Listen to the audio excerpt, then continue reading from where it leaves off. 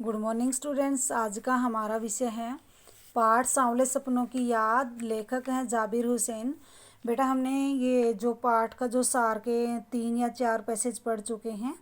तो नेक्स्ट है हमारा सालिम जी अनेक अनुभवों के मालिक थे।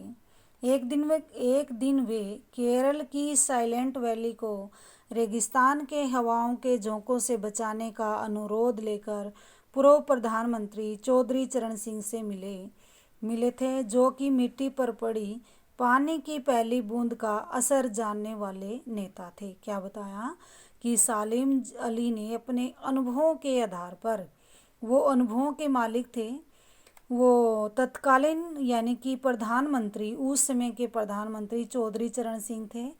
चौधरी चरण सिंह से मिले और निवेदन किया कि केरल की साइलेंट वैली को बचाए रखने के लिए, उनके पर्यावरण को बचाए रखने के लिए उनसे सुझाव मांगा या सुझाव दिया।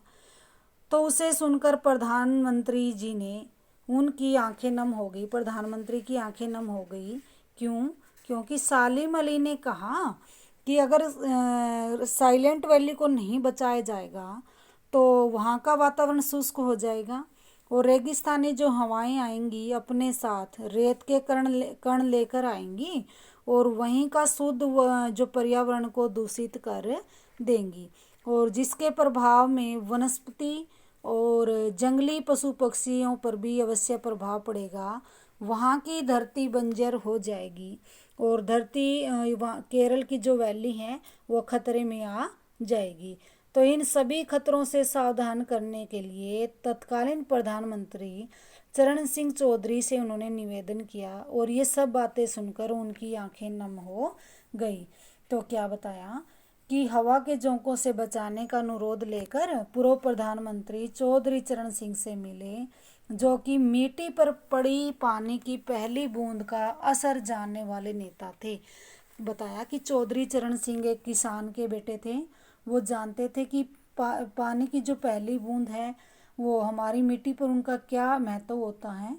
तो वो किसान के बेटे थे। वो पहली जो सौंधी मिट्टी पर पड़ने वाली पानी की पहली बूंद का असर जानते थे, यानी कि जो सौंधी माटी पर फसलों की रक्षा करके एक नए भारत का निर्माण करे और हिमालय और लद्दाख जैसी बर्फीली ज़मीन पर रहने वाले पक्षियों की सुरक्षा की वकालत करने वाले थे। कौन? सालिम अली। ऐसा चौधरी चरण सिंह जानते थे।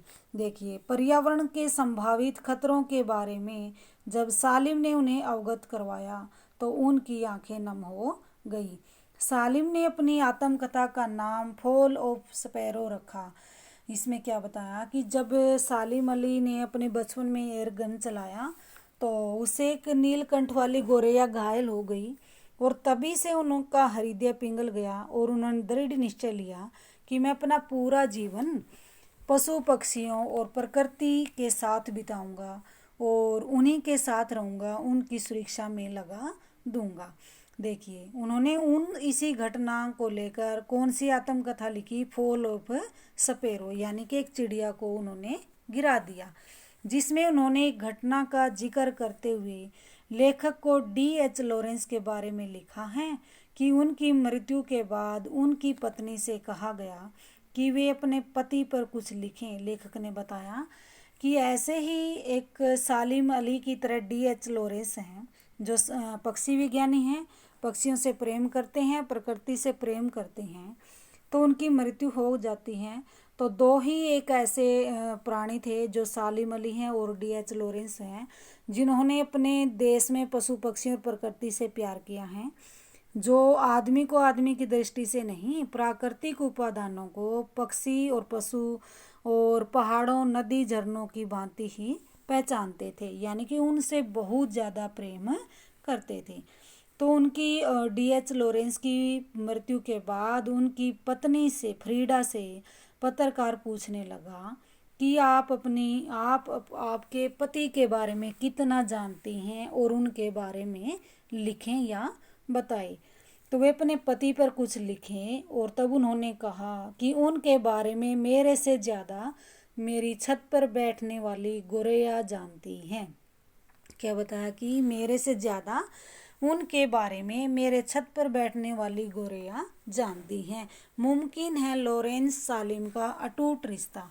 क्या बताया कि D.H. लॉरेंस का मेरे साथ इतना अटूट रिश्ता नहीं था कि जितना वो पक्षियों के साथ अपना समय व्यतीत करते थे, लेकिन मेरे घर की छत पर बैठने वाली गोरैया को वो ज़्यादा निहारते थे, उनके साथ समय व्यतीत करते थे।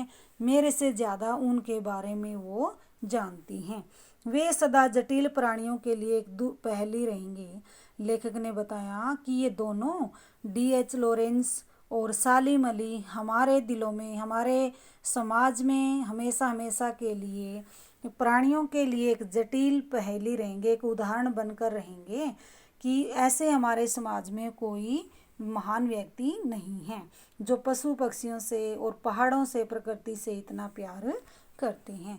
बचपन में उनके एयर गन की शिकार एक गोरैया ने उन्हें पक्षी प्रेमी बनाकर जो राहें दिखाई हैं, नए नए रास्तों की ओर ले जाती रही। वे एक भ्रमणशील व्यक्ति थे जो कि प्रकृति की दुनिया में एक टापू की बजाय अथाह सागर बनकर उभरे। क्या बताया कि उनकी एयर गन से एक गोरैया, नीलकंठ वाली गोरैया घायल हो जाती है और उन्हीं की वजह से वो पक्षी प्रेमी बन जाते हैं। और उन्होंने ऐसी राहें दिखाई, जैसे उन्होंने ऐसे ऐसे रास्ते दिखाए और उन्होंने उन्नति मिलती गई और नए नए रास्तों को खोजते गए। और एक वो सालिम अली भ्रमणशील व्यक्ति थे, यात्राओं पर जाते रहते थे। प्रकृति की दुनिया में वो एक सागर की तरह बनकर उभरे, यानी कि एक टापू की तरह नहीं, प्रकृति की दुनिया में विशाल हृदय वाले, यानी कि पक्षियों से प्रेम करने वाले, बहुत ही एक सागर की तरह विशाल काया वाले, व्यक्तित्व वाले व्यक्ति थे। उनकी आंखों पर दूरबीन चढ़ी रहती थी और वो हमेशा पक्षियों को निहारते रहते थे और पक्षियों की मधुर ध्वनि को सुनकर उनको बहुत ज़्यादा प्रसन्नता मिलती थी। उनके भीतर रोमांच का स्रोत फूट पड़ता था। धन्यवाद बेटा।